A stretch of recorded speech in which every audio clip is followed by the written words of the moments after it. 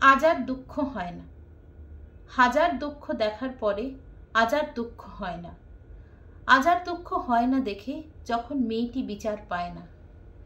দেখি জলশঙ্খনাদ, মেকি কুমিরের কান্না। ওরা সব বিত্তশালী, বুদ্ধিজীবী। সাধারণ মেয়ে তুই কবে বুঝিবি? সাধারণের কিছু হলে ওদের কিচ্ছু এসে যায় না। নিজের আঁতে না লাগলে ঘা কারোর টনক নড়ে না। মেয়ে তুই ডাক্তার, রেসলার, শিক্ষিতা, অশিক্ষিতা, নিজের যোগ্যতায় স্বনির্ভর। স্বাবলম্বী হবি, স্বাধীন, বাঁচবি নিজের শর্তে। স্বপ্ন এত দেখলে রে তুই বেঁচে থাকবি কি করে এ মর্তে?